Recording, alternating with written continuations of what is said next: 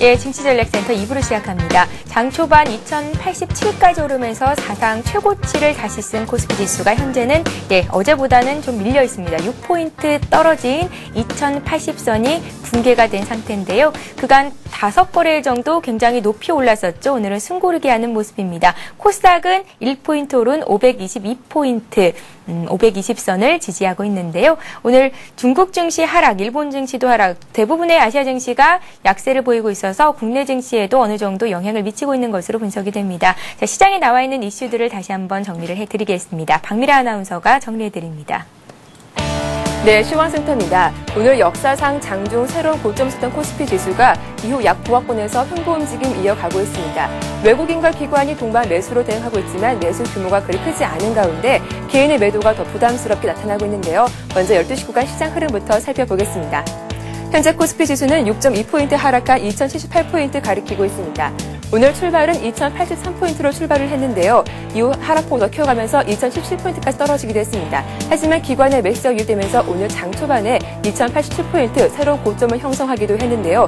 이후 오전장 들어서 2080포인트를 중심으로 치열한 공방을 펼치고 있습니다. 자세한 수급 내용 살펴보겠습니다. 오늘 외국인과 기관의 동반 매수가 3거래일째 이어지고 있습니다. 하지만 매수 규모는 그리 크지 않은 모습인데요. 오늘장 개인이 700원 넘게 매도 우위를 보여주면서 지수에 부담을 주고 있습니다. 이어서 코스닥 흐름 살펴보겠습니다.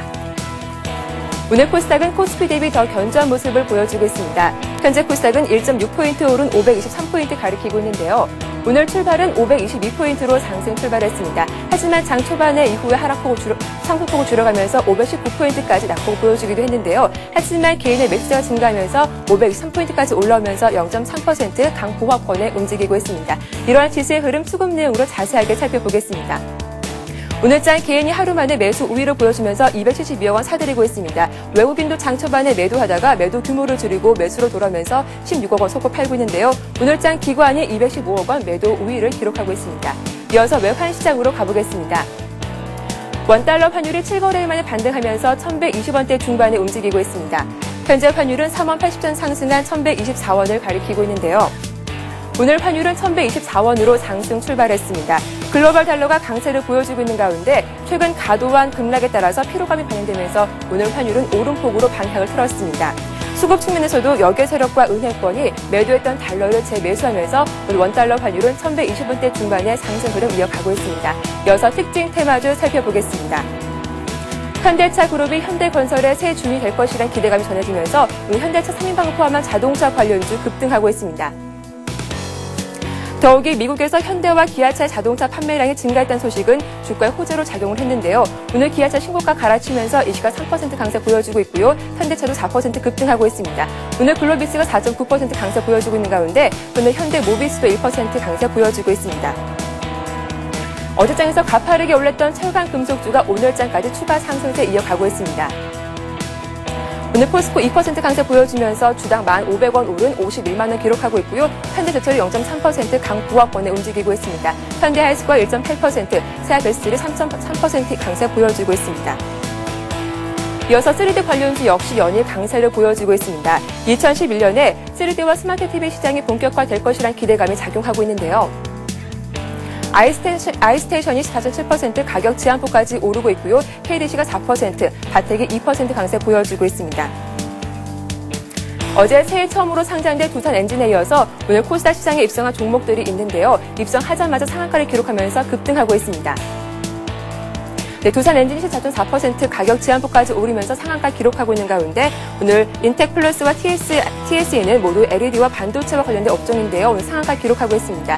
KB 게임의 앱스스펙도 15% 상한가 기록하면서 공모가를 웃돌고 있습니다.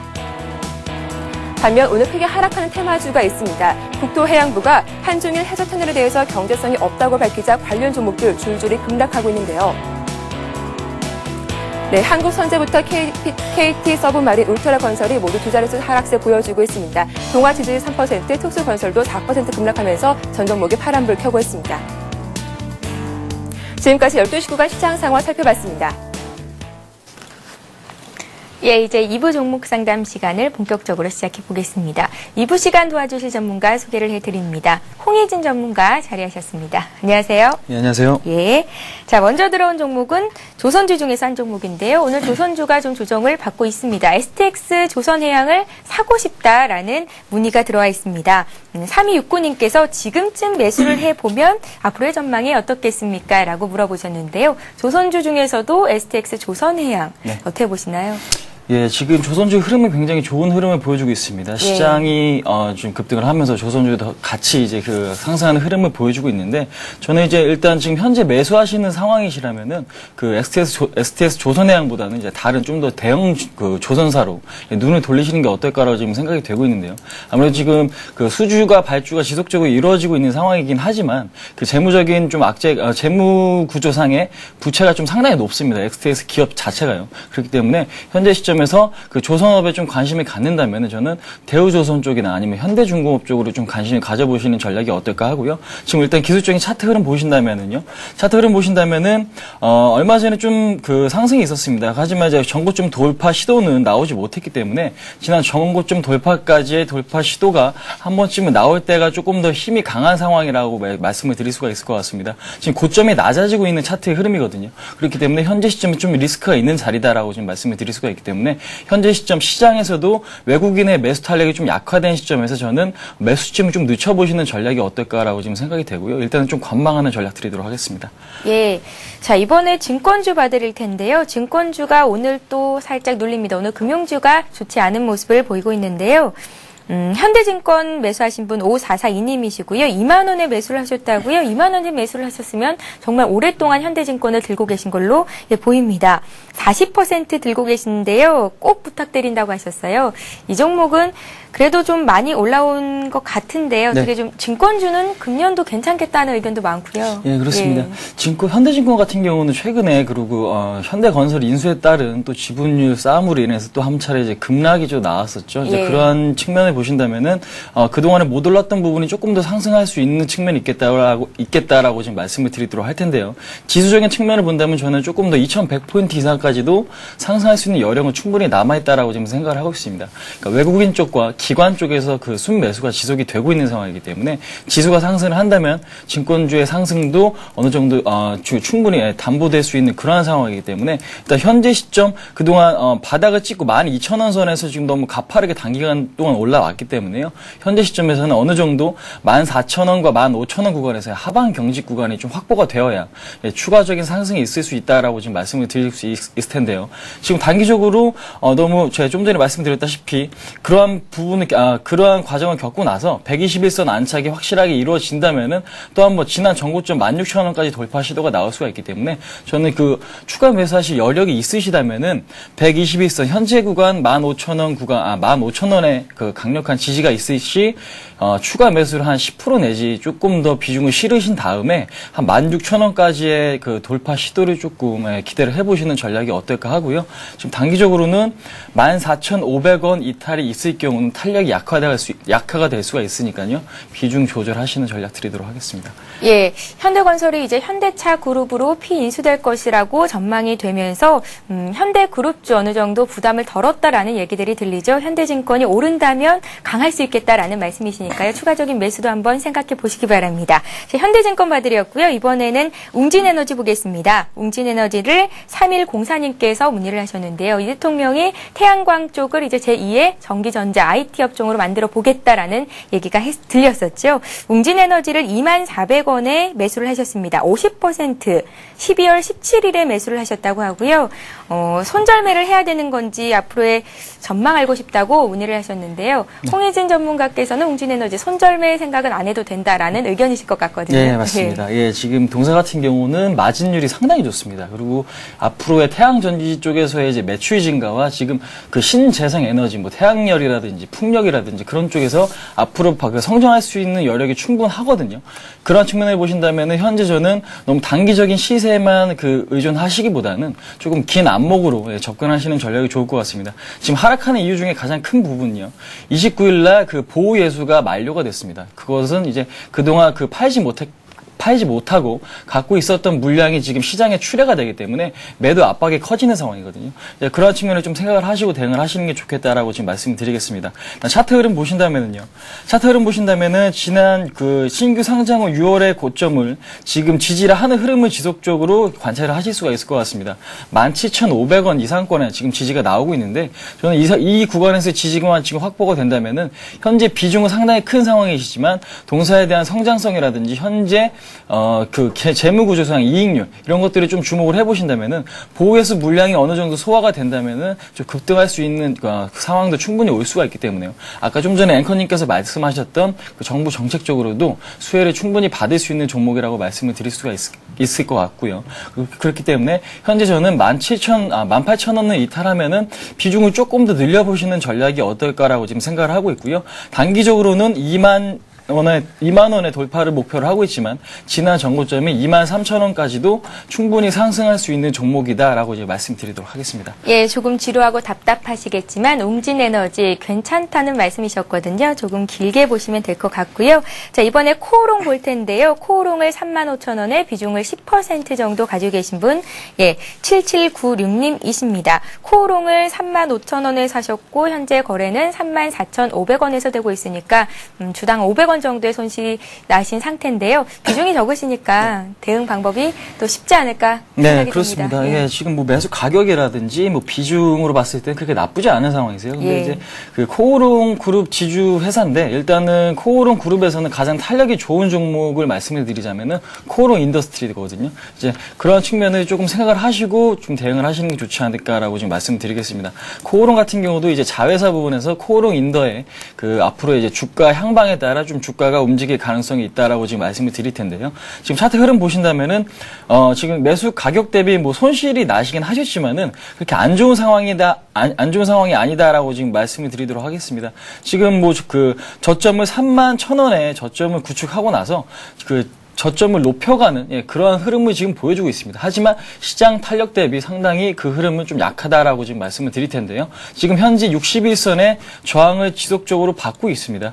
지난번에 12월 중순에서도 61선에서 한번 밀려났고요. 이번에도 61선 돌파가 좀 쉽게 이루어지지 못하는 상황이기 때문에 저는 61선 돌파가 조금 더 가셔야 되는 시점에서 비중을 조금 더 늘려가시는 전략이 좋을 것 같다라고 지금 말씀을 드리겠고요. 지금 손절은 그 21선으로 정해드리도록 하겠습니다. 33,500원의 손절가를 제시해드리겠고요. 상승시는 단기적인 목표가 38,000원 제시해드리겠고 그 상황에 만약에 그 시점에서 동사가 뭐 거래량이 좋고 막 시장 상황도 좀 괜찮은 시점이라면은 그때 또 다시 이제 새로운 목표가를 설정하시는 전략이 좋을 것 같습니다. 예, 그때 다시 한번 문의를 해주시면 될 것 같고요. 자, 이번에 엠텍비전 봐드릴 텐데요. 오랜만에 백호비상님께서 증시전략센터로 종목 상담 요청을 하셨습니다. 엠텍비전을 4,300원에 30% 가지고 계신데요. 진단 부탁드립니다 하셨습니다. 차트를 보면 대응하기가 쉽지 않은 종목인 것 같기는 한데요. 홍희진 전문가는 어떤 의견이신지요? 예, 차트를 보면은 말 그대로 이제 급등을 하고 급락을 하는 그러한 이제 개인 투자자들께서 대응하기가 상당히 어려운 그런 주식입니다. 예. 자, 하지만 매수 가격 대비 지금 현재 상황은 긍정적이기 때문에 일단은 조금 지켜볼 수 있겠다라는 말씀드리도록 하겠고요. 기업 가치를 본다면 현재 매출액이 지속적으로 감소를 하고 있습니다. 이게 예. 매출액이 증가를 해야 좋은 기업인데 매출액이 감소를 하고 있을 뿐더러 적자 전환을 했기 때문에 재무구조상으로도 상당히 안 좋은 기업이다라고 지금 말씀을 드릴 수가 있을 텐데요. 지금 매수 가격이 4,300원으로 지금 설정이 되어 있으신 것 같은데 이제 단기적인 낙폭 과대에 따른 기술적인 반등이 이루어질 수 있는 시점이라고 지금 말씀을 드릴 수가 있을 것 같습니다. 그러한 이제 단기적인 목표가는 4,500원 이상권에 저는 기대를 해볼 수가 있겠지만 그 시점 만약 그 이상의 좀 수익을 좀 기대를 하시기보다는 대응이 안 되시는 부분이 있으시다면은 저는 어느 정도 조금이라도 수익을 챙기시고 다른 종목 쪽으로 좀 눈을 돌려보시는 전략이 어떨까라고 지금 말씀드리겠고요. 손절가는 21선이죠. 단기적으로 21선 골드 크로스가 나온 다음에 또다시 지금 하락을 하고 있는 만큼 21선이 지지선이 될 수가 있을 것 같습니다. 지금 4,050원으로 지금 책정이 되어 있긴 한데 저는 4,200원 정도 매수가 대비 얼마 안 되는 손실률로 그러니까 4,200원으로 좀 짧게 손절가를 잡고 대응하시는 전략 드리도록 하겠습니다. 예, 엠텍비전에 이어서 이번에 DSK 봐드릴 텐데요. 주당 거래되고 있는 가격대가 비슷합니다. DSK를 사신 분은 2420님이시고 3,600원에 20% 가지고 계시네요. 4,000원에서 거래가 되고 있으니까 예, 수익을 보고 계신 거고요. 장기로 보고 있다고 전망 세워달라고 문의를 하셨습니다. DSK. 네. 예. 일단은 그 디스플레이 쪽으로 이제 관련된 이제 부품 업체라고 생각을 하시면 될 것 같습니다. 지금 근데 매수 가격이 상당히 좋으세요. 지금 예. 소형주이긴 하지만 시장에서 뭐 이렇게 부각이 되고 있는 종목이거나 그런 상황은 아니지만 지금 매수 가격이 좋으시기 때문에 상당히 좀 심리적으로 여유 있는 투자를 하실 수 있는 상황인 것 같습니다. 지금 차트의 흐름을 잠깐 보도록 하겠습니다. 좀 중장기적인 전망을 그 질문을 하셨는데요. 중장기적으로 봤을 때 지금 그동안의 실적이 좀 부진했거든요. 그러니까 작년 뭐 상반기, 하반기, 3분기까지 좀 실적이 부진한 상황에서 2분기까지죠. 2분기까지 실적이 부진한 상황에서 3분기에 상당히 조금 그 마진율 개선이라든지 매출액 증가가 이루어졌습니다. 이러한 측면은 앞으로도 이러한 부분이 이어질 수 있다면은 주가의 회복은 조금 빠르게 가시적으로 나타날 수 있다라고 지금 생각을 하시면 될 것 같은데요. 지금 차트 흐름상도 그동안에 좀 기나긴 바닥권이었죠. 지금 바닥권 121선 아래에서 역배열 상태에서 이 주가는 그 끊임없는 하락을 보여주었다가 얼마 전에 그 주가가 이제 정별로 이제 돌아서는 지금 현재 정별로 돌아선 상태에서 21선에 그 소폭 이탈이 있었지만 다시 한번 이제 돌파 시도가 나오고 있는 그런 상황이기 때문에요. 지금 차트상으로도 상당히 양호한 시점이라고 말씀을 드릴 수가 있을 것 같습니다. 그래서 저는 지금 현재 시점 횡보를 하고 있는 가격대입니다. 3,950원 정도를 일단은 단기적인 매도 가격으로 설정을 해드리겠고요. 그리고 이 3,950원이 이탈이 된다면은 일단은 탄력이 둔화가 돼서 또 한 번의 하락을 일어날 수가 있기 때문에 일단은 3,950원 선에서 이익 실현을 하시는 전략을 드리도록 하겠고요. 돌파는 일단 지난 전고점이죠. 4,800원 정도까지의 추가적인 상승 일단은 기대를 해보도록 하겠습니다. 예. 일단 수익을 보고 계시니까요. 다행이다 싶고요. 자, 이번에 일진 다이아 볼 텐데요. 일진 다이아를 1,400원에 사셨네요. 1,400원에 20% 사고 나서 주가가 떨어져서 분석 부탁드립니다. 라고 문의를 하신 거고요. 3387님께서 예. 문자를 보내주셨습니다. 일진 다이아도 함께 좀 봐주세요. 일단은 제가 궁금한 부분이 있습니다. 근데 매수 가격이 지금 1,400원 책정이 되어 있으신데 언제 들어갔는지 정확하게 그 시점이 좀 상당히 궁금한 것 같은데 매수 시점이 조금 안 좋으셨던 게 아닌가라고 지금 생각이 되는데요. 동사 같은 경우는 산업용 이제 다이아를 이제 생산하고 있는 업체입니다. 예. 이제 재무구조상 상당히 매출액이나 이익이 안정되어 있는 기업이다라고 지금 말씀을 드릴 수가 있을 텐데요. 지금 차트에도 지금 직접 보시면 아시겠지만은 그동안 너무 이제 가파르게 상승을 해왔거든요. 그러니까 2010년 3월까지만 하더라도 주가는 2,000원이었던 주식이 2010년 10월 달에 13,000원 무려 6배 이상의 상승을 지금 보여주었기 때문에 아무래도 좀 단기적으로 이제 가격 조정이라든지 뭐 기간 조정은 좀 불가피한 시점이다라고 지금 말씀을 드릴 수가 있을 것 같습니다. 좀 큰 관점에서 보신다면은 제가 지금 그어드린 지지선 9,000원대 초반의 지지선을 지지를 해준다면은 주가는 실적에 대한 긍정적인 상승 추세에 힘입어서 일단은 앞으로의 주가도 조금 더 지속적으로 상승할 수 있는 메리트는 충분히 있다라고 지금 말씀을 드리도록 하겠고요. 현재 시점 시장이 강하긴 합니다. 하지만 그 전에 시장이 약할 때 상승했던 종목이기 때문에 그러한 영향을 좀 덜 받는 시점인 것 같습니다. 그런 측면에서 봤을 때 일단은 현재 9,000원대 지지를 조금 확인을 하시고요. 그쪽에 지지가 있다면은 저는 오히려 추가 매수를 한 10% 정도 하시는 전략을 제시를 해드리겠고요. 중장기적인 목표가는 13,000원 제시를 해드리겠습니다. 일단 실적이 굉장히 좋은 종목이기 때문에 일단 그런 쪽을 좀 믿어보자는 전략 드리도록 하겠습니다. 예, 일진 다이아 봤습니다. 자, 오늘 금융주가 조정을 받으면서 금융주 사고 싶다라고 의견 주신 분들이 많으신데요.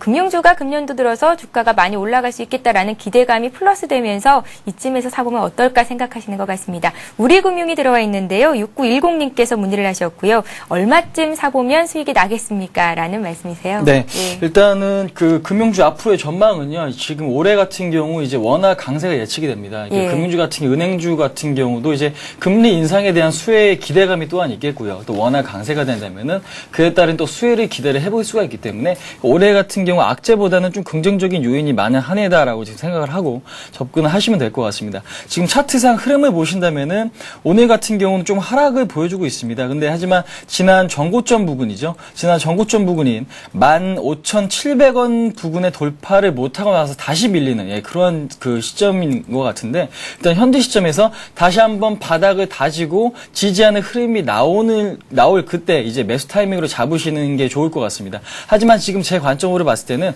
오늘을 이제 1차 매수 관점으로 생각을 하시고요. 그러니까 내일 정도 만약에 21선 근처까지 15,000원대 초반까지 하락이 있다면은 그 시점까지 좀 물량을 좀 확보를 하시는 전략이 좋을 것 같습니다. 그 이유는 뭐냐면은 그동안 좀 어려운 상황에서 역배열 상태에 있던 주가가 이제 시장 상황도 좋아지고 정배열로 지금 전환이 되는 초입이기 때문에 그 단기적인 고점에 대한 저항을 충분히 받을 수가 있거든요. 그 말은 단기적으로 그 15,700원 부근에 대한 저항을 받고 있지만 충분히 뚫어낼 수 있는 메리트가 있는 시점이다라고 지금 말씀을 드릴 텐데, 그래서 저는 21선 근처까지 15,100원 근처까지의 그 주가가 이제 하락을 한다면은 그 시점에서 일단은 비중을 좀 실어 보시는 전략 드리도록 하겠고요.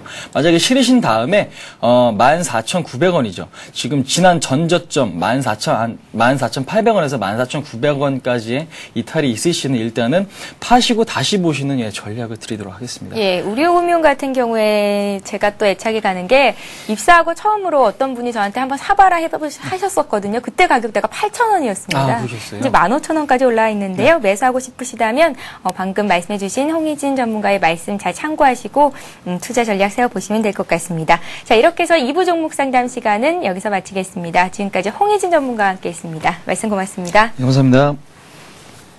예, 이 시각 현재 코스피 코스닥 움직임 다시 한번 짚어드립니다. 먼저 코스피 시장으로 갑니다. 오늘 코스피 지수가 2087까지 오르면서 사상 최고가를 다시 한번 찍었었는데요.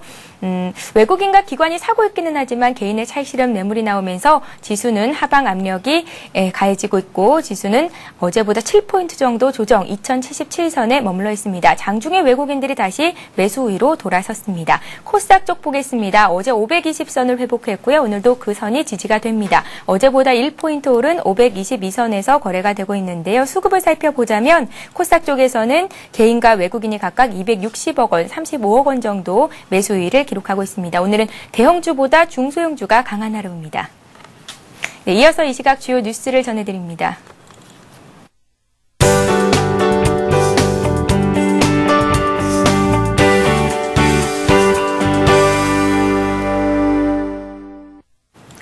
이 시각 주요 뉴스입니다. 삼성그룹이 올해 사상 최대인 43조 1천억 원을 투자하고 대졸 9천 명을 포함해 총 2만 5천 명을 채용하기로 했습니다. 삼성은 올해 신사업과 주력 사업에 대한 대규모 투자로 미래 성장 동력을 확충하기 위해 지난해보다 18% 늘어난 43조 1천억 원을 투자하기로 결정했다고 밝혔습니다.